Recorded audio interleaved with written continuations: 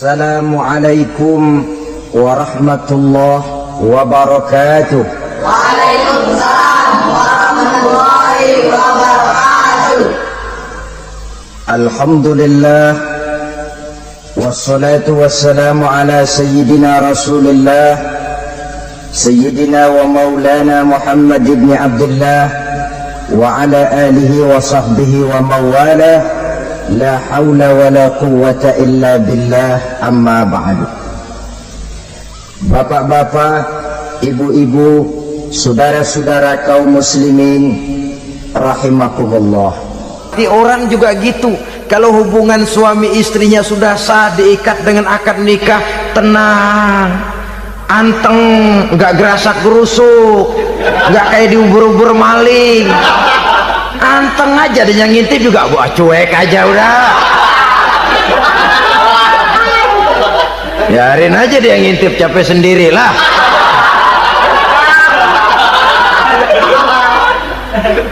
Tapi kalau nyuri-nyuri, coba lihat dah, mana di kebun banyak nyamuk, ansip mukul tiang listrik, dia yang bingung. Islam ini sesungguhnya memudahkan jalan, saudara-saudara. Jadi sebagai social agent, wanita bisa melakukan, bisa berperan untuk itu, apalagi untuk hal-hal yang menyangkut wawasan kemanusiaan, di mana kaum wanita karena emosinya lebih tinggi daripada kaum wanita laki-laki, dia sangat peka terhadap masalah-masalah yang menyangkut kemanusiaan.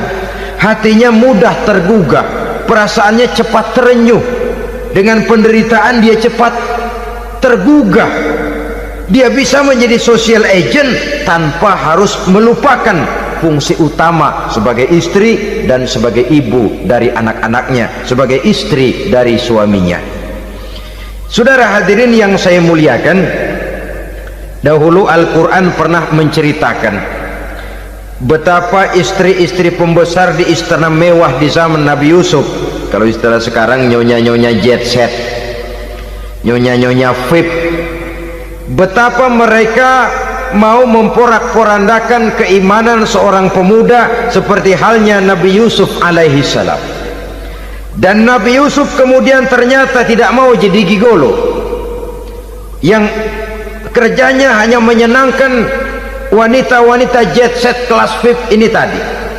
Sesungguhnya ini cuma satu simbol yang kejadiannya bisa saja terjadi pada zaman modern dalam versi dan kondisi yang berbeda.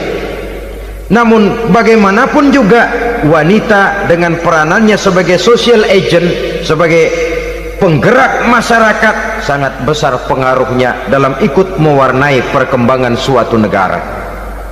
Seorang suami perlu memberikan dorongan kalau istrinya aktif di bidang sosial, asal dengan catatan saja, fungsi sebagai istri, fungsi sebagai ibu jangan sampai terlantar karenanya. Bahkan saya katakan tadi, di zaman sekarang wanita tidak lagi hanya berfungsi sebagai social agent, bahkan sebagai national agent, penggerak dari satu bangsa. Muncul wanita-wanita yang jadi menteri, yang jadi anggota DPR, bahkan yang jadi kepala desa dan lain sebagainya. Secara umum memang ar-rijal qawwamuna 'alan nisa, laki-laki adalah pembimbing bagi kaum wanita karena kelebihan fisik biologis, kelebihan kemampuan intelektual dan lain sebagainya. Namun wanita pun boleh saja menjadi social agent sepanjang catatan yang saya sampaikan tadi. Jangan sampai melupakan kodrat kewanitaan, jangan sampai mengalahkan fungsi sebagai istri dari suaminya, sebagai ibu daripada anak-anaknya. Nah, kemudian fungsi yang keempat di bidang ilmu pengetahuan. Islam memberikan kesempatan yang sama kepada kaum wanita. Thalabul ilmi faridatun ala kulli muslimin wa muslimatin. Menuntut ilmu itu wajib hukumnya bagi orang Islam, baik laki-laki maupun perempuan.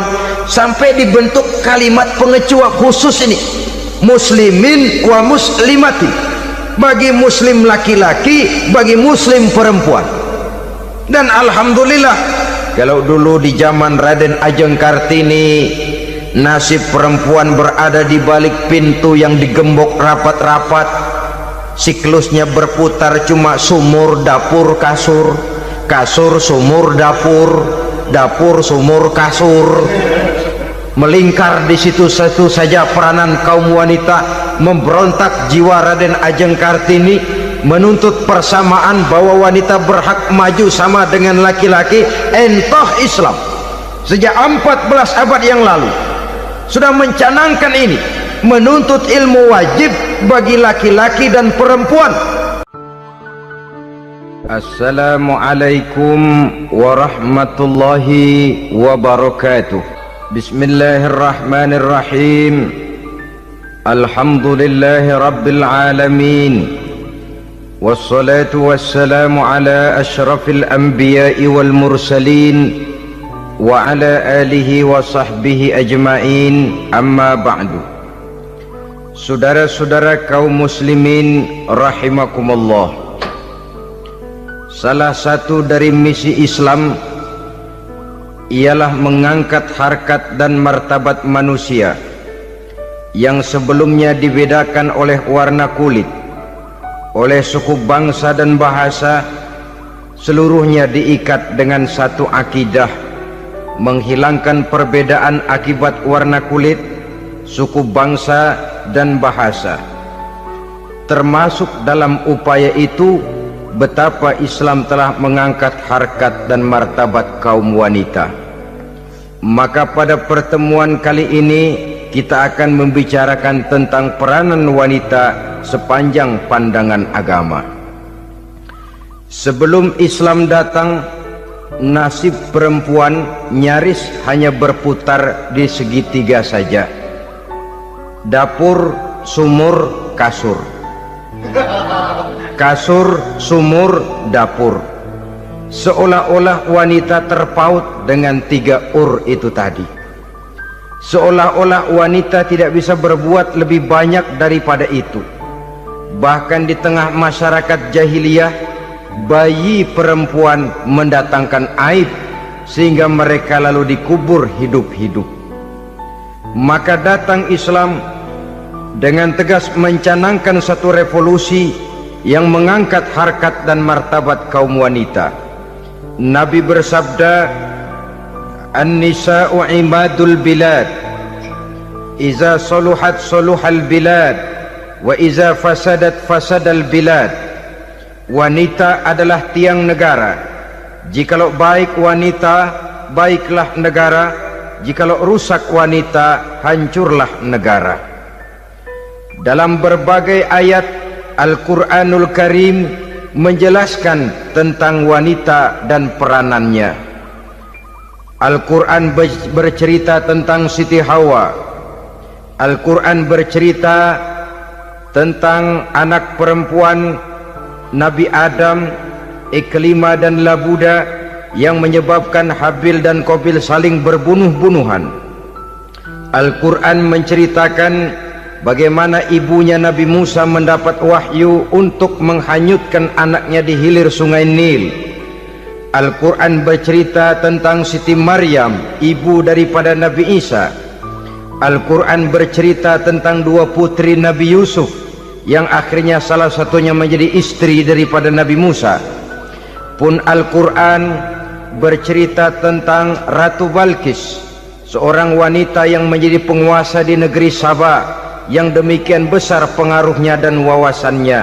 Dan banyak lagi Al-Quran menceritakan keadaan kaum wanita, sampai-sampai dalam Al-Quran ada satu surah yang dinamakan surah An-Nisa. Ini seluruhnya berarti bahwa Al-Quran telah menempatkan kaum wanita dalam satu posisi yang mulia dan terpuji. Al-Quran memberikan emansipasi, bahwa wanita berhak mengejar kemajuan sebagaimana halnya kaum laki-laki. Tetapi sungguh pun demikian, Al-Quran tetap memberikan batasan-batasan sepanjang emansipasi itu tidak bertentangan dengan kodrat kewanitaan itu sendiri. Kalau persamaan dan kemajuan, kalau emansipasi dan hak asasi sudah tidak sesuai lagi dengan kodrat kewanitaan, pada akhirnya bukan mengangkat harkat dan martabat kaum wanita, justru malah merendahkan derajat dan martabat kaum wanita itu sendiri. Seperti sebagian besar wanita ini, mereka berteriak menuntut tentang persamaan hak, tapi mereka melupa apa batasan daripada persamaan hak itu sendiri. Sesungguhnya Islam dengan segala konsepsinya yang mengangkat martabat kaum wanita itu memberikan keleluasaan kepada kaum wanita untuk maju bersama laki-laki sepanjang tidak menginjak-injak kodrat kewanitaan itu sendiri. Kalau sudah sampai kepada menginjak kodrat kewanitaan, maka akan merendahkan martabat kaum wanita. Sebab apa?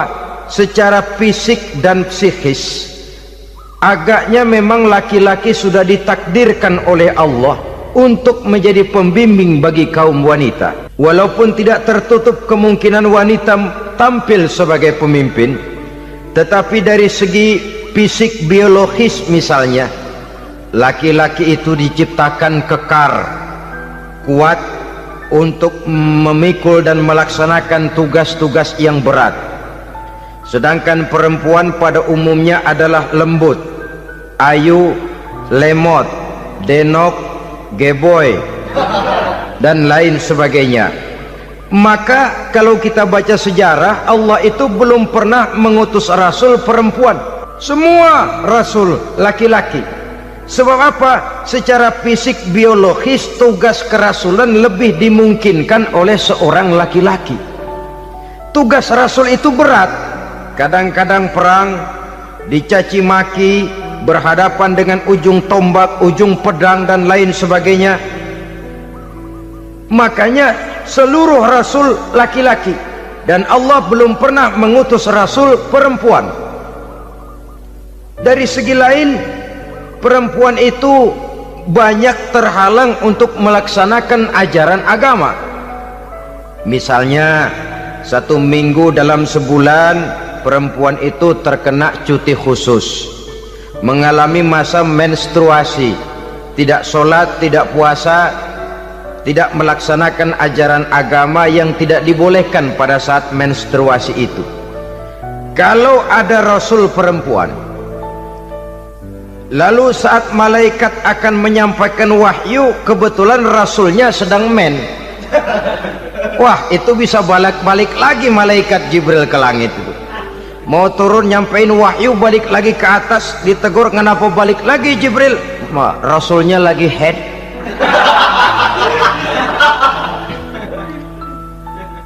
Atau pada saat agama dalam bahaya, agama dalam hinaan, agama dalam ancaman, rasulnya perempuan kebetulan sedang hamil besar. Apa lalu perang ditunda? Pengumuman perang ditunda saja sampai rasul melahirkan. Tentu lebih tidak mungkin lagi. Secara fisik biologis laki-laki lebih memungkinkan untuk melaksanakan tugas kerasulan ini. Maka seluruh rasul yang diutus Allah adalah laki-laki.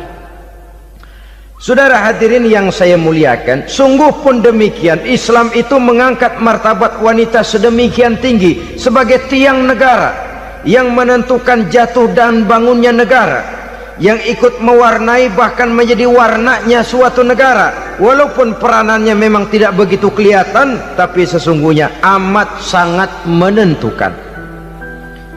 Oleh karenanya secara umum emansipasi yang digariskan oleh Islam, emansipasi yang tidak bertentangan dengan kodrat kewanitaan di berbagai aspek kehidupan. Kalau sekarang emansipasi ini kelihatannya sudah salah pasang, salah kaprah. Bahkan belum lama kita menyaksikan bagaimana ada binaragawati. Di zaman sekarang perempuan sudah mulai angkat besi. Saya mulai mikir, kalau perempuan sudah pada angkat besi, ini sudah tanda suaminya udah dekat dibanting-bantingin ini. Tahun-tahun mendatang mungkin akan menyusul perempuan mulai narik becak.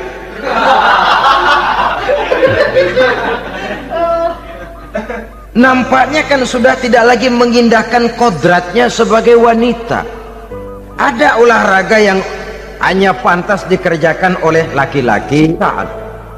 Oleh karena itu pada kesempatan ini kita akan mencoba melihat peranan wanita dari berbagai dimensinya. Yang pertama, peranan wanita sebagai istri. Adalah Rasul memilih istri pertamanya Sayyidatuna Khadijah radhiyallahu anha. Kalau pilihan utama beliau pertama kali nikah dengan Siti Khadijah, jelas itu pilihannya bukan karena kecantikan. Kenapa? Beliau nikahi Siti Khadijah dalam usia 40 tahun Khadijah dan 25 tahun Rasul. Statusnya janda pula. Kalau beliau seorang pemburu kembang, pemburu bunga, kenapa mesti nikah dengan janda berumur 40 tahun? Sedangkan beliau waktu itu masih berumur 25 tahun. Apa sasaran utamanya? Bisa kita lihat nanti. Setelah beliau diangkat menjadi Rasul, ternyata Khadijah lebih daripada seorang istri. Beliau masuk ke dalam staf Nabi. Orang lain beliau belum beriman, beliau malah beriman lebih dahulu sebagai perempuan pertama yang masuk Islam. Orang lain memusuhi Nabi, beliau malah mengorbankan hartanya untuk membantu perjuangan Nabi. Istri setia semacam ini dengan peranannya sebagai istri yang sedemikian rupa memberikan andil yang sangat besar bagi kesuksesan dan keberhasilan seorang suami. Sebaliknya, seorang istri bisa mempengaruhi suaminya. Seorang suami yang jujur, polos, lugu, sederhana bisa jadi koruptor ulung kalau didorong-dorong oleh istrinya. Seorang istri Pak Lurah memang tidak ikut mengatur kelurahan, tapi dia bisa mewarnai suaminya. Seorang istri gubernur memang tidak ikut mengatur provinsi, tapi dia bisa mewarnai suaminya. Sepanjang warnanya positif, tentu sangat baik dan sangat diharapkan. Tetapi kalau warnanya negatif, kiamatlah akibatnya umat ini. Oleh sebab itu, peran pertama dari kaum wanita sesungguhnya adalah sebagai istri yang mendampingi suami untuk mengolah dan melaksanakan tugas-tugas besar. Dari seorang yang paling kecil sampai kepada seorang yang punya jabatan paling tinggi sekalipun, pengaruh dan peranan istri memang sangat menentukan. Saudara hadirin kaum muslimin rahimakumullah, itulah sebabnya Nabi menikah dengan Siti Khadijah. Dan lebih dari itu, sebelum menikah dengan Nabi, Siti Khadijah itu sudah terkenal sebagai pengusaha wanita, business girl kalau bahasa sekarang ini. Bahkan jaringan bisnisnya tidak hanya Mekah saja, tidak hanya antar kota, bahkan sudah antar negara, dari Mekah ke Syam, dari Mekah ke Madinah dan lain sebagainya, yang bahkan kita tahu Rasul pada mulanya pun ikut membantu perdagangannya Siti Khadijah radhiyallahu anha ini. Jadi kalau bercermin dari karier Siti Khadijah, boleh saja wanita bergerak di bidang bisnis, asal memang profesi, bukan karena dengan senjata dan modal kecantikan lalu membujuk dan merayu orang sampai telap sehingga bisnisnya berjalan lancar dengan jalan menjual kecantikannya. Tidak, bergerak di bidang bisnis yang memang profesinya di situ. Tidak ada salahnya. Bisa saja perempuan menjadi bisnis girl seperti yang dicontohkan oleh Siti Khadijah radhiyallahu anha ini. Sebab itu, kontes-kontesan yang hanya bertitik kepada rupa yang ayu saja, rupa yang cantik saja, sesungguhnya bukan hanya tidak bermanfaat, tapi saya pikir juga sangat tidak mendidik. Yang mengajar anak-anak remaja putri kita untuk berlomba-lomba hidup dalam kepalsuan. Alis mata palsu, hidung pesek dimancungin palsu, operasi plastik. Alis matanya dikerik, bikin yang palsu. Tai lalat lagi bikin yang palsu. Gincu bibir dimerahin, palsu. Seluruhnya hidup dalam kepalsuan. Akan lebih baik kalau kita ini misalnya mengadakan kontes yang menitik beratkan kepada ketinggian IQ, kecerdasan, kemampuan, skill, keahlian dan kemampuan. Tidak hanya dititik beratkan kepada rupa yang ayu dan cantik semata-mata, sebab di samping manfaatnya diragukan, juga sangat tidak mendidik buat generasi yang akan datang. Terutama ibu-ibu, peran utama wanita sesungguhnya adalah sebagai istri mendampingi suami dalam melaksanakan tugas-tugas besar. Satu hari serombongan ibu-ibu pernah datang menghadap Rasul mengajukan satu resolusi, protes kalau bahasa kita sekarang. Ya Rasul, ada apa Bu? Kalau laki-laki sih enak. Enak bagaimana? Iya, kalau orang laki-laki sholat, perempuan sholat. Laki-laki puasa, perempuan puasa. Laki-laki pergi haji, perempuan pergi haji. Laki-laki menuntut ilmu, perempuan bisa menuntut ilmu. Tapi kalau laki-laki pergi jihad, perang membela agama, kami perempuan tidak bisa ikut jihad perang di medan pertempuran. Padahal pahala jihad sangat besar dan kami ingin mendapat pahala jihad. Tidak adil kalau begini ya Rasul, izinkan kami pergi jihad. Ini perempuan di zaman Rasul, kalau ada kebaikan tidak bisa ikut, rasanya rugi bukan main, lalu protes. Apa jawab Rasul? Beliau senyum. Ibu-ibu jangan khawatir, walaupun ibu-ibu tidak maju ke medan perang, ada ibadah yang pahalanya sama dengan pahala jihad itu. Apa ya Rasul? Beliau menjawab, jihadukunna fi baitikunna. Jihadnya ibu-ibu, jihadnya kaum wanita adalah di rumah tangganya sebagai istri. Memasak makanan suaminya, mencuci pakaian istrinya, mengasuh, merawat dan membesarkan anak-anaknya, itu seluruhnya bagian daripada ibadah yang pahalanya tidak kurang dengan pahala jihad. Kenapa? Al-Quran itu memberikan sesuatu sesuai dengan kedudukannya. Kalau perempuan pergi perang jihad membela agama, musuhnya laki semua, kayak apa perangnya? Itu musuhnya bisa nggak mau pakai pedang, perangnya udah gulat aja udah. Sehingga Rasul lalu memberikan satu jalan keluar yang membuat wanita-wanita itu lega. Jihadukunna fi baitikunna. Ibu-ibu sih tidak usah khawatir, jihad ibu adalah di rumah tangga ibu-ibu semua. Sejak bangun tidur sampai tidur kembali, nyaris kaum ibu itu 24 jam pekerjaannya. Sebagai istri, dia melaksanakan jihad di rumah tangganya.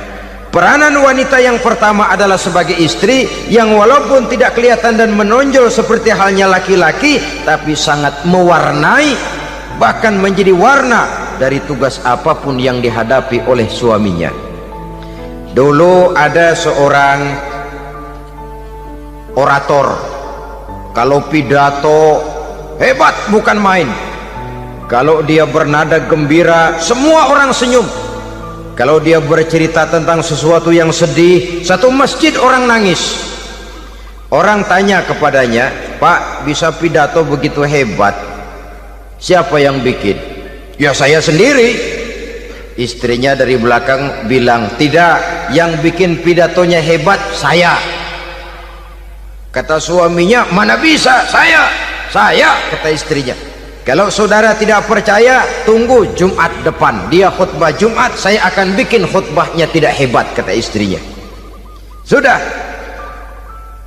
hari Rebo, siap-siap mau bikin konsep khutbah, baru mau nulis, datang istrinya, Bang, tolong pegangin anak, saya mau ke warung. Mau bikin konsep lagi, kata istrinya, Bang, tolong ini, tolong itu, tolong ini. Sampai mau berangkat khutbah Jumat, khutbah belum selesai dibikin. Begitu naik mimbar, kehabisan bahan. Sudah 10 menit masih ama ba'du. Ini yang dengar heran, ini orang kok bicaranya bisa cuma amat sama badu saja. Di situ kelihatan saudara-saudara betapa peran serta istri yang walaupun tidak kelihatan oleh pandangan mata yang zahir, tapi teramat sangat menentukan. Sekali lagi, tidak ada seorang suami bisa sukses jadi apapun dia tanpa peran serta istrinya di rumah. Tidak ada kemajuan yang bisa diperoleh kalau tidak karena peran serta istrinya di rumah. Tidak ada kesuksesan yang bisa diraih tanpa keikutsertaan daripada istrinya di rumah. Walaupun suaminya yang dikenal orang, suaminya yang dipuji orang, suaminya yang disanjung orang, bagian besar tetaplah saham dan andil daripada istrinya yang di rumah itu. Ini makna an-nisa imadul bilad. Wanita adalah tiang negara. Jikalau baik wanita, baik negara. Jikalau rusak wanita, hancur negara. Karena wanita, negeri Sabah menjadi terkenal tentram, aman, wawasan politiknya luas. Seorang semacam Cleopatra bisa menaklukkan Julius Caesar. Dan begitu selanjutnya. Banyak cerita-cerita betapa wanita yang berperan di belakang layar ini bahkan bisa menggoyangkan negara. Bahkan yang paling dekat saja contoh dengan kita, Senator Gary Hart. Saudara masih dengar tentu itu, betapa harus terpaksa mengundurkan diri dari pencalonan presiden Amerika karena kasusnya dengan Donna Rice itu, dengan hostess itu. Betapa di sini seorang perempuan dan atau seorang wanita sanggup membongkar seseorang yang punya masa depan ceria untuk menuju kursi kepresidenan dari suatu negara adidaya seperti Amerika, bisa gagal berantakan karena skandalnya itu. Apa penyebabnya? Wanita. Tapi wanita juga bisa menyebabkan menjadi cambuk majunya laki-laki. Wanita juga bisa menghancurkan dan mengubur laki-laki. Saudara hadirin yang saya muliakan, ia memang kelihatannya makhluk yang lemah, tapi di balik kelemahannya itu sesungguhnya dia bisa menelan laki-laki yang bagaimanapun besarnya. Saudara-saudara kaum muslimin rahimakumullah, terutama ibu-ibu yang saya hormati, jadi peranan yang pertama wanita sebagai seorang istri. Yang kedua, wanita sebagai ibu. Ini juga sangat besar pengaruhnya dalam membentuk generasi masa yang akan datang. Bapak oleh karena kesibukan tugasnya tentu lebih banyak di luar rumah. Yang nyaris 24 jam di rumah itu ibu. Bagaimana dia merawat anaknya, bagaimana dia menaruh perhatian terhadap anaknya, bagaimana ia melimpahkan kasih sayang kepada anak-anaknya, akan membentuk kepribadian anak dan artinya membentuk generasi yang akan datang. Kalau seorang ibu sudah cuek-cuek saja kepada anaknya, padahal Quran mengatakan al-jannatu tahta aqdamil ummahat, surga di bawah telapak kaki ibu. Hadis ini bisa kita artikan macam-macam. Pertama, anak tidak akan mendapat kebahagiaan tanpa ridho daripada ibunya. Kedua, ibu adalah wanita agung yang harus ditaati. Ketiga, neraka atau surga anak bergantung kepada ibu, bagaimana dia mewarnai anak. Kalau ibunya cuek-cuek saja sama anaknya, dan sering jadi contoh klasik, kalau anak ayamnya beduk maghrib belum pulang, satu RT dicariin, hansip diundang, kalau perlu dan ramil dilaporin. Tapi kalau anak gadisnya jam 12 tengah malam belum pulang, ibu tenang-tenang saja Pak. Tidak tergerak dan tidak tertarik hatinya. Ya tentu tidak semua. Kalau sudah begitu, bukankah hakikatnya ibu sudah menciptakan neraka buat anaknya sendiri? Khalil Gibran dalam satu tamsil yang indah pernah mengatakan, kalau kita diberikan sebutir mutiara, sebutir intan, dan intan itu sebutirnya sebesar telur ayam, benda yang sangat langka dan berharga, tentu kita sayang intan atau mutiara itu.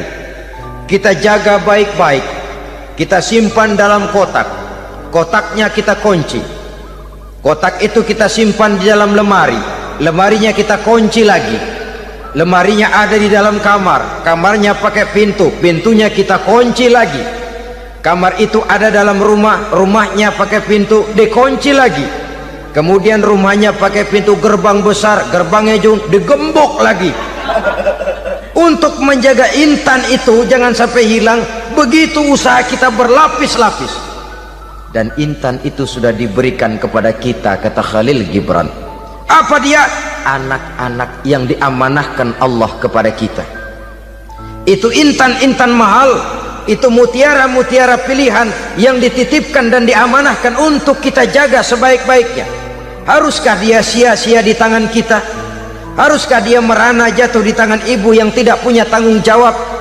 Saudara hadirin yang saya muliakan, oleh karenanya peranan sebagai ibu ini sangat menentukan bagi pembentukan generasi yang akan datang. Salah ibu mengarahkan anak, akan lahir generasi mendatang yang tidak kita harapkan. Sehingga Nabi bersabda, kullu mauludin yuladu 'alal fitrah fa abawaihi yuhawwidanihi aw yunassiranihi aw yumajjisanihi.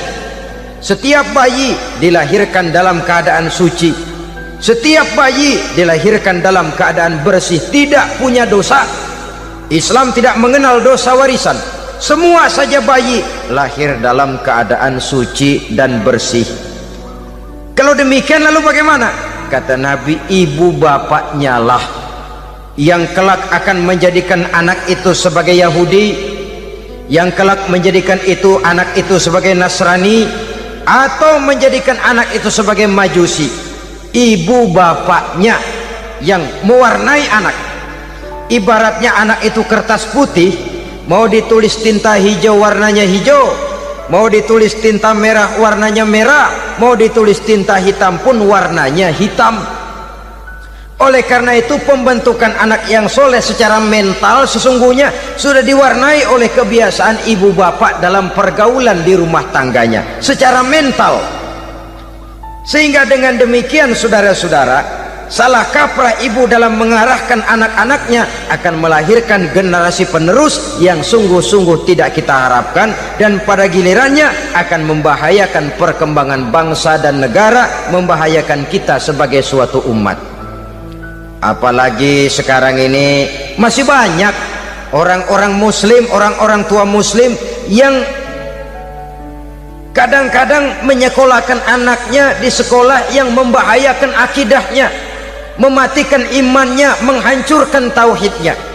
Pokoknya asal bonafid keluar sekolah ada jaminan lapangan kerja, perkara anak mau kafir mau murtad bukan urusan. Alangkah ironi dan sangat menyedihkan. Saudara-saudara yang saya hormati, jadi dari segi kaum wanita peranan ibu sangat besar. Dari segi anak, ketaatan kepada ibu, doa restu ibu akan membawa kepada kebahagiaan hidup.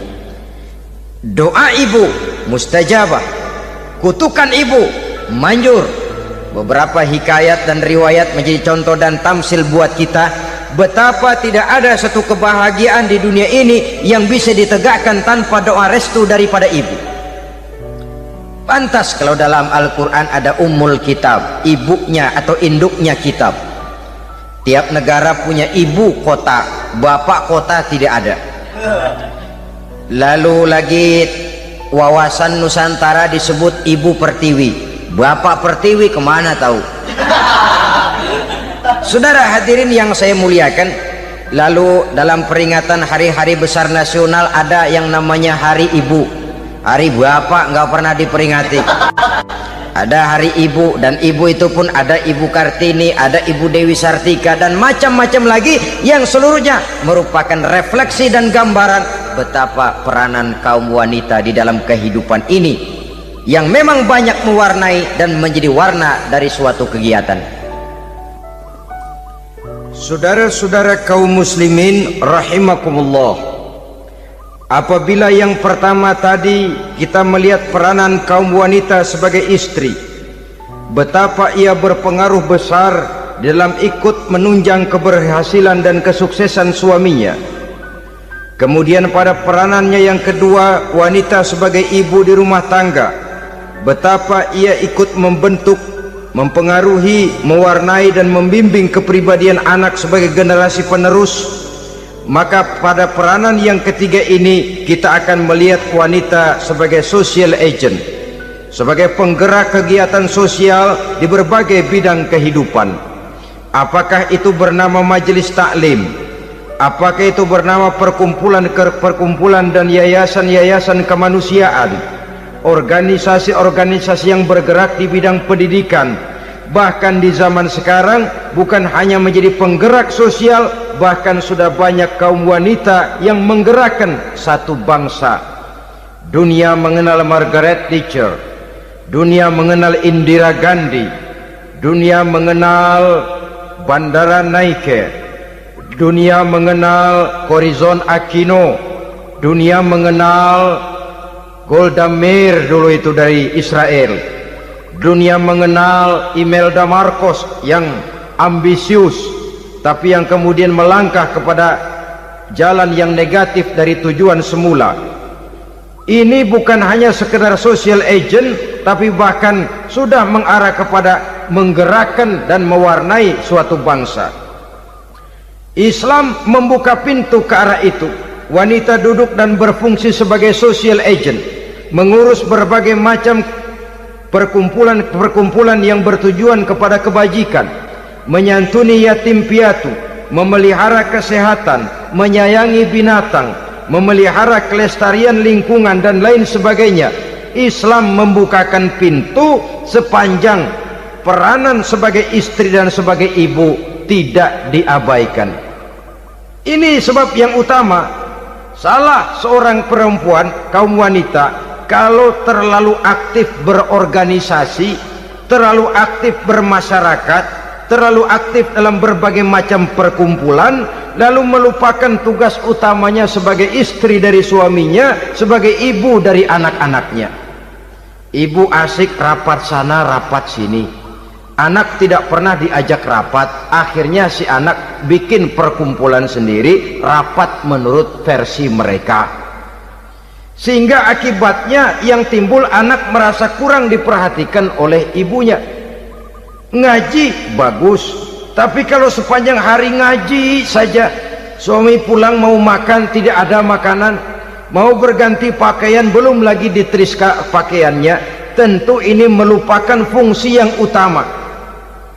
Kegiatan sosial, kegiatan di organisasi adalah jadwal kegiatan setelah fungsi sebagai istri dari suami, sebagai ibu dari anak-anak dilaksanakan dengan sebaik-baiknya. Bukan tidak baik ngaji, kalau dari ngaji ke ngaji saja, bangun tidur ngaji, jam 7 ngaji, berangkat jam 11, sholat zuhur berangkat ngaji lagi, pulang sore, malam ngaji lagi. Suami tidak terurus, anak-anak pun terbengkalai, rusaklah rumah tangga. Dan bukankah satu bangsa terdiri dari satu tatanan masyarakat, dan tatanan masyarakat yang paling kecil bernama keluarga? Keluarga merupakan unit dari masyarakat, unit yang terkecil, dan keluarga terdiri dari pribadi-pribadi yang merupakan bapak, ibu, dan anak-anak. Sehingga masyarakat bangsa yang baik terdiri dari masyarakat yang baik, masyarakat yang baik tersusun dari keluarga-keluarga yang baik, dan keluarga yang baik akan muncul dari pribadi dan individu yang baik. Pribadi dan individu yang baik yang sadar mana kewajiban yang primer, mana kewajiban yang sekunder.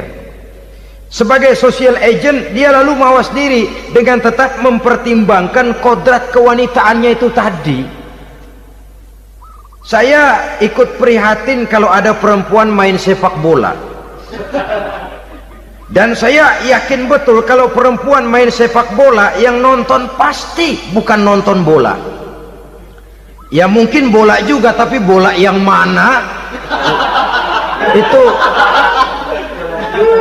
itu wallahu a'lam. Ya dicari olahraga yang sesuai dengan kodrat kewanitaan begitu. Dicarilah olahraga yang sesuai dengan kodrat kewanitaan. Sepak bola sudah maju, ya belakangan saya katakan tadi muncul lagi wanita angkat besi. Belakangan bisa kita bayangkan wanita main tinju. babak belur sudah kalau sudah begitu. Kemajuan dengan melupakan kodrat kewanitaan akan menyengsarakan kaum wanita itu sendiri. Silahkan maju menjadi social agent, menjadi penggerak di masyarakat. Para istri Rasul bisa kita jadikan satu figur. Siti Khadijah, figur sebagai istri pendamping yang setia. Dikala suaminya bingung, ia tampil memberikan pandangan. Dikala suaminya bingung, ia memberikan tanggapan. Dikala suaminya dimusuhi orang, ia menampakkan kesetiaannya. Kau tidak sendiri bang, aku di sisimu. Dikala jiwanya gelisah ketika pertama kali menerima wahyu berhadapan dengan malaikat Jibril, Khadijah yang menghibur. Kalla ma yukhzikallahu abada. Tidak apa-apa bang, Allah tidak akan menyusahkan kau untuk selamanya. Tenang sajalah, tenang. Abang orang baik-baik, Allah tidak akan menyengsarakan abang. Peran sebagai istri. Dan Rasul mantap, sehingga bertahun setelah Khadijah wafat selalu terkenang dan dikenang oleh Rasul. Pernah satu saat beliau itu seperti orang melamun. Aisyah tanya, kok seperti ngelamun bang? Iya, kata Rasul, saya seperti mendengar suara terompahnya Khadijah di surga. Padahal Khadijah sudah lama wafat. Aisyah mendengar itu rada sedikit manyun. Kata Aisyah, bang, cukup sekali ini saja, jangan sebut-sebut lagi nama itu ya. Cemburu rupanya. Ya soal cemburu sih nggak bini Nabi, nggak bini kita, namanya cemburu. Perempuan mesti ada. Apa jawab Rasul? Ya Humairah, Aisyah, haruskah saya melupakan seseorang yang dikala orang lain memusuhi saya, dia mati-matian membela saya. Dikala orang lain mau membunuh saya, dikorbankan hartanya untuk membantu perjuangan saya. Mestikah saya melupakan orang yang begitu baik? Tidak Aisyah. Sepanjang nafas masih ada, sepanjang itu saya tidak akan bisa melupakan Khadijah sayang. Peran sebagai istri Khadijah ini, peran sebagai istri. Suaminya bingung, istrinya memberikan hiburan. Kadang kan tidak, suami bingung, istri bingungan lagi. Ya sudah, mari ramai-ramai kita bingung sudah. Bukan mencari jalan keluar, yang sudah bingung malah ditambahin bingung lagi. Saudara hadirin yang saya hormati, lalu figur Siti Aisyah, muda, cantik, kreatif, cerdas. Kalau bahasa sekarang barangkali wanita karier ini. Ini figur-figur loh. Jadi punya keistimewaan masing-masing, sehingga ada pilihan. Ya tentu orang mencari istri itu kan karena ada dasar pilihan. Mungkin rupanya kurang menarik tapi akhlaknya bagus. Mungkin akhlaknya sedang-sedang saja tapi potongannya cakep, masih ada pilihan. Sudah potongan jelek, akhlak bejat, emangnya lu milih merem tempo hari ya?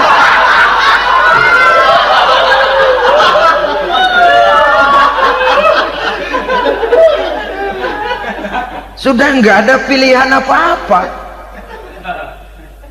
Lalu ada istri yang punya keistimewaan karena sifatnya yang sabar, ada yang wataknya itu pemurah, ada yang sifatnya itu belas kasih.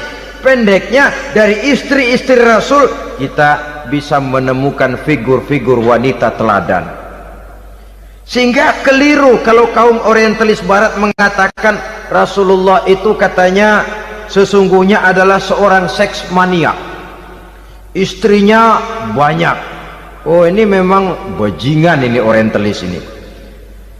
Kalau Rasulullah itu seorang seks mania, tentu yang dinikahinya itu pertama jelas gadis semua, yang kedua tentu cantik-cantik semua. Dari istri-istri beliau yang dikawininya dalam keadaan gadis cuma Siti Aisyah, selebihnya janda. Apa pertimbangannya? Menyantuni yatim-yatimnya, mengayomi janda-janda yang ditinggal suaminya gugur di medan perang, untuk memperkuat keimanannya. Itu pilihan utama Rasul. Kita sekarang ini ya ngakunya sih ikut sunnah Rasul, cuma sunnahnya urusan kawin melulu. Ada duit sedikit, kawin maning, kawin maning. Ditanya orang kenapa kawin melulu, sih mas sunnah Rasul. Bukan main. Kalau sudah urusan kawin, pahlawan betul sunnah Rasul. Padahal kawin lagi dalam Islam itu sungguh pun boleh, tapi tidak diperintah.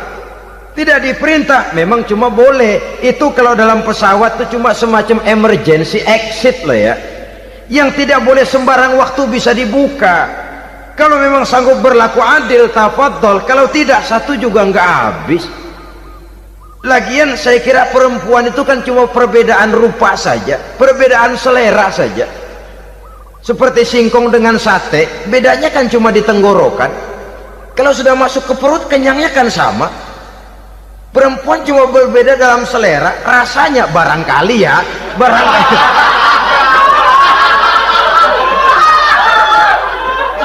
Barangkali tidak jauh beda. Saudara hadirinlah, Islam ini mengatur lewat pintu yang dinamakan nikah itu tadi, sehingga dengan demikian bisa dinikmati secara tenang, tentram. Tidak usah manusia ya, kucing saja. Coba lihat kucing, kalau ikan dia boleh nyolong, kucing itu boleh curi, makannya nggak tenang kucing. Coba lihat ini, asal dia nyolong ikan, makannya juga mindik-mindik, matanya nengok kiri nengok kanan, ada sedikit gerusak kabur. Secara nalurinya kucing tahu kalau ini ikan curian, makannya nggak tenang dia. Tapi kalau ikan kita kasih, kucing anteng, geledek juga nyamber, manteng aja dia. Nalurinya mengatakan ini ikan dikasih sama yang punya, tenang dia. Saudara hadirin yang saya hormati, orang juga gitu. Kalau hubungan suami istrinya sudah sah, diikat dengan akad nikah, tenang, anteng, nggak gerasak gerusuk, nggak kayak diubur-ubur maling, anteng aja. Dan yang ngintip juga buat cuek aja udah, biarin aja dia ngintip, capek sendirilah.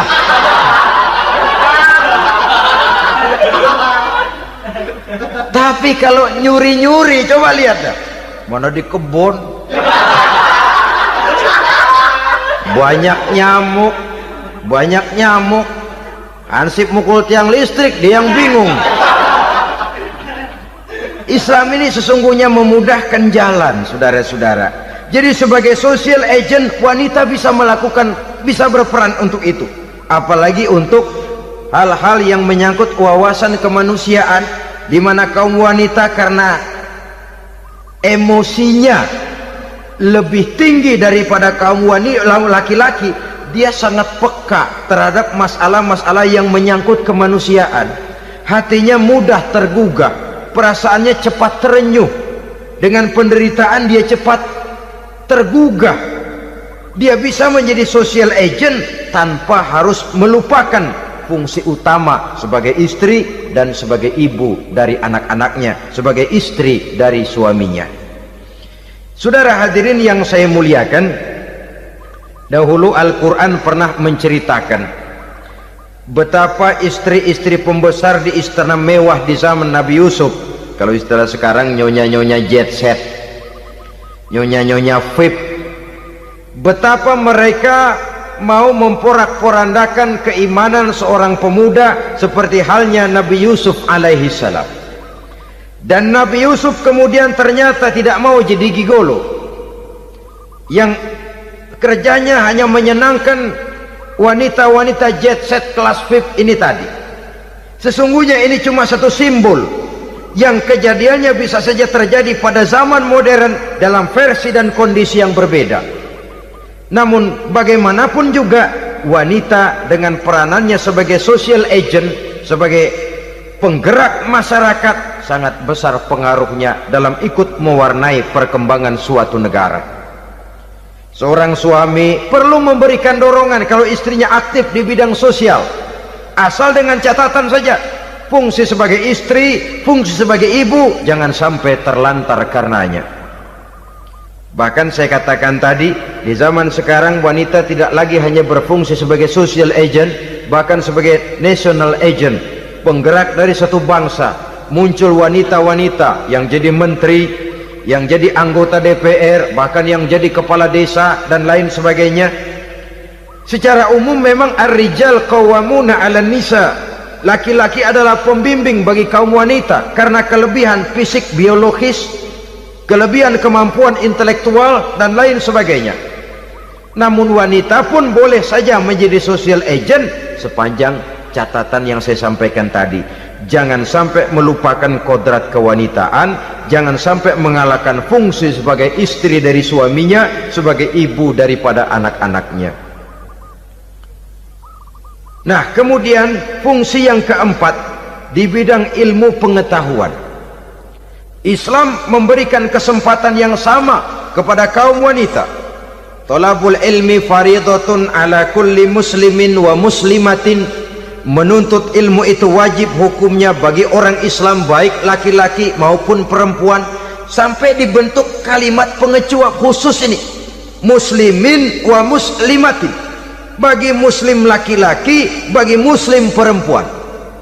Dan alhamdulillah, kalau dulu di zaman Raden Ajeng Kartini, nasib perempuan berada di balik pintu yang digembok rapat-rapat, siklusnya berputar cuma sumur, dapur, kasur, kasur, sumur, dapur, dapur, sumur, kasur. Melingkar di situ satu saja peranan kaum wanita. Memberontak jiwa Raden Ajeng Kartini, menuntut persamaan bahwa wanita berhak maju sama dengan laki-laki. Entah Islam sejak 14 abad yang lalu sudah mencanangkan ini, menuntut ilmu wajib bagi laki-laki dan perempuan beragama Islam.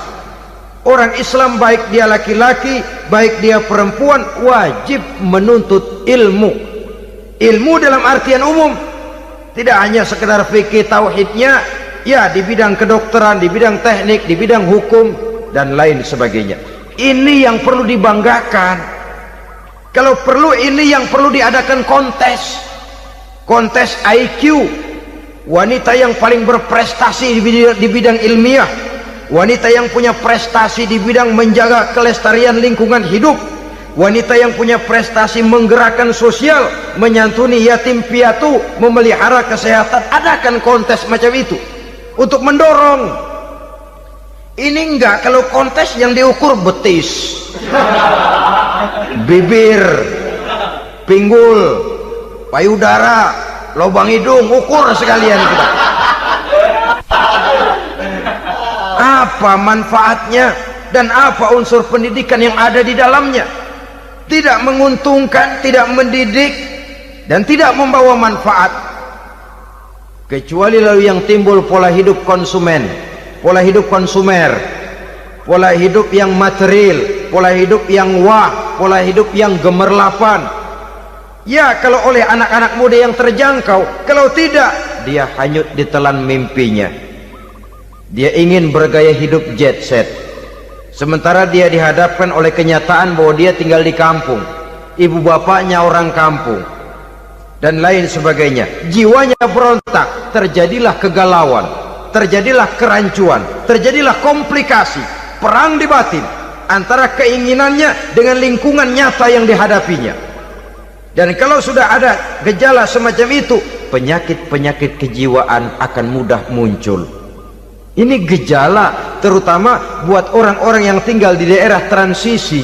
Kota besar bukan, kampung banget juga enggak, daerah cekak.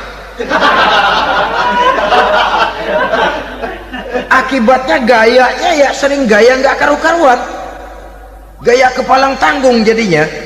Saudara hadirin yang saya muliakan, akhirnya apa? Santri tapi lagunya kayak koboi, koboi tapi sesungguhnya santri. Saudara hadirin yang saya hormati, maka di bidang ilmu pengetahuan wanita mempunyai peranan yang sangat besar. Dia bisa tampil dengan karya-karya ilmiahnya yang membawa manfaat bagi perkembangan agama, bangsa dan negaranya. Majulah kaum wanita dengan ilmu pengetahuan, tuntutlah ilmu seluas-luasnya. Kita hidup di satu negara yang merdeka, kita beragama yang memberikan satu keyakinan bahwa menuntut ilmu merupakan kewajiban, bahwa peranan wanita tidak hanya di belakang dapur, lain sebagainya yang seluruhnya terpantul dari dinamika kehidupan kaum wanita. Saudara-saudara kaum muslimin rahimakumullah. Kemudian yang kelima, peranan wanita dalam bidang agama.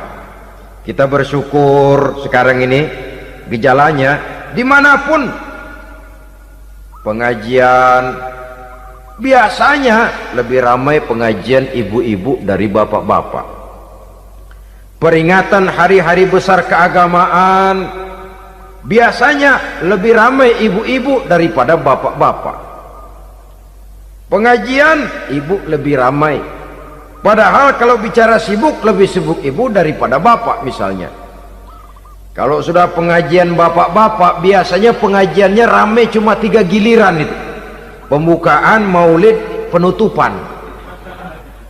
Kalau sudah yang rutin pengajian tiap minggu, 3 pojok yang ngaji, yang atu nguap, yang atu pules, yang atu ngiler.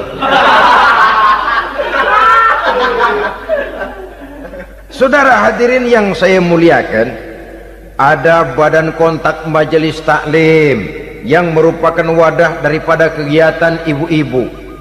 Ada Ittihadul Muballighat, Persatuan Muballighat, ada Persatuan Para Asatizah, dan macam-macam lagi peranan ibu-ibu di dalam kehidupan beragama. Tapi sesungguhnya harus dimulai dari bagaimana si ibu mewariskan jiwa agama kepada anak-anaknya di rumah tangganya.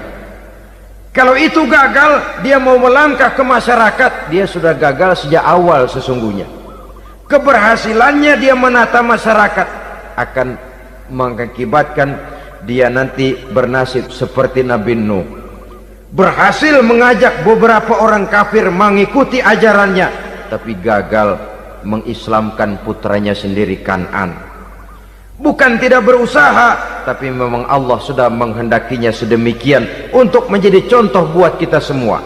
Yang penting orang tua berusaha dan berikhtiar. Kalau sudah berusaha dan berikhtiar, anak ternyata memang sulit diurus, barangkali memang fotokopinya Kan'an tuh anak. Ya orang tua kalau sudah berusaha, ya tawakallah. Jangan belum berusaha lalu berkata, jangan anak kita, anak Nabi aja ada yang bengal. Ngajar tidak mau, mengajar anak tidak mau, mendidik anak tidak mau, lalu mencontoh Nabi, salah kaprah namanya. Kaum wanita bisa berperan di dalam agama. Ketika Rasul hijrah, itu kan beliau tidak langsung ke Madinah. Dari Mekah itu beliau mengambil jalan arah ke kiri menuju Gua Sur. Ini dalam strategi militer punya makna sendiri. Jenderal yang ulung, ahli strategi militer ini. Di Gua Sur sana beliau tinggal 2 hari 3 malam. Siapa yang membawa makanan ke Gua Sur? Siapa yang menjadi kurir untuk mengintai kegiatan-kegiatan Quraisy setelah Nabi berangkat hijrah? Asma, putri Abu Bakar Siddiq radhiyallahu anhu. Jadi kurir, jadi spion, membawa makanan untuk Rasul dan ayahnya di Gua Sur. Ini peranan wanita. Di tengah bahaya, di tengah keadaan posisi terjepit, Rasul di dalam gua, diamatinya keadaan Quraisy, dilaporkannya kepada Rasul jasa seorang wanita bernama Asma, putri dari Abu Bakar Siddiq radhiyallahu anhu.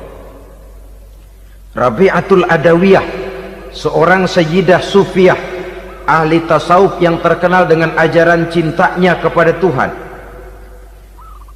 Dia bisa menjadi tokoh wanita dalam gerakan sufi oleh karena kegiatannya di bidang agama, dalam arti mujahadahnya kepada Allah subhanahu wa ta'ala. Dia korbankan bagian besar daripada hidupnya untuk mengabdi kepada Allah. Setelah suaminya meninggal, seumur hidup dia tidak pernah nikah lagi. Bukan tidak cantik, cantik. Bukan tidak ada yang mau, banyak yang meminang. bahkan diantaranya termasuk Sufyan Tsauri, seorang tokoh juga, pernah mencoba meminang beliau. Kata Sufyan, Rabi'ah, bagaimana? Kamu kan janda? Iya. Lalu, lah saya kan duda. Jadi bagaimana? Daripada kita masing-masing sendiri-sendiri kan lebih baik kita join. Maksud kamu apa? Saya mau meminang kamu. Boleh? Tapi mas kawinnya saya minta engkau jawab 4 pertanyaan saya. Kalau bisa, diri saya seutuhnya saya berikan kepada kamu. Kalau tidak, tidak usah saja. In ajabtani fi 4 masail fa ana laka. Kalau engkau sanggup menjawab 4 pertanyaan saya, seluruh diri saya bulat-bulat saya serahkan kepada kamu. Yang pertama, Sufyan, semua orang kan bakalan mati. Iya. Ya soal mati sih sama, mati. Cuma hakikat mati kan lain-lain. Ada yang matinya itu husnul khatimah, mati baik di akhirnya. Lagi ngaji, mati. Lagi baca Quran, mati. Lagi sholat, mati. Lagi dengar ceramah, mati. Lagi sodakoh, mati. Itu mati-mati yang su'ul khatimah. Ada yang mati itu mati yang husnul khatimah, maksud saya. Ada mati itu yang disebut su'ul khatimah, jelek di penghujungnya. Lagi nyekek botol, mampus. Lagi banting kartu, plak plak, habis. Lagi makan riba, mati. Lagi zina, mati. Lagi nipu, mati. Kira-kira kalau saya nanti mati, su'ul khatimah apa husnul khatimah? Loh, saya nggak tahu, kamu mati saja belum. Tidak bisa kamu jawab, tidak bisa. Yang kedua, setelah mati kita masuk ke alam kubur. Di kubur kita akan dapat nikmat kubur atau azab kubur. Hari itu kira-kira saya dapat nikmat apa dapat azab? Saya tidak tahu. Di padang mahsyar setelah ditimbang kita dapat kitab di tangan kanan kalau baik, di tangan kiri atau dari belakang kalau jahat. Hari itu saya dapat kitab di tangan kiri apa tangan kanan? Saya nggak tahu. Yang keempat, orang akan lewat di atas sirat. Yang selamat sampai surga, yang celaka sampai ke neraka. Kira-kira saya yang selamat apa yang celaka?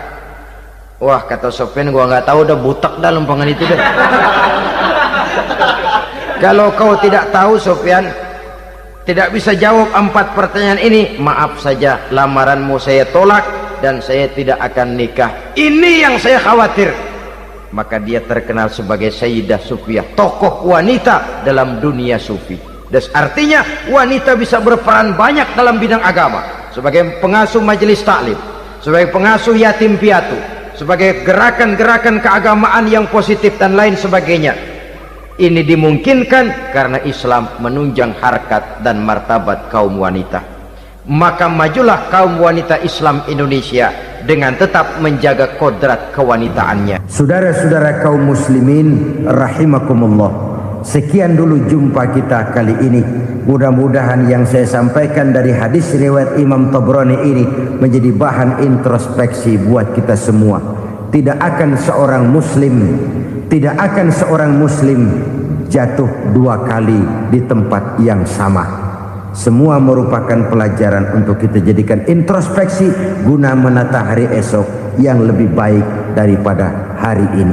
Reformasi harus terus berlanjut, tidak bisa dan tidak perlu dikendalikan, tapi harus tetap dengan landasan akhlakul karimah sesuai dengan budaya kita sebagai bangsa.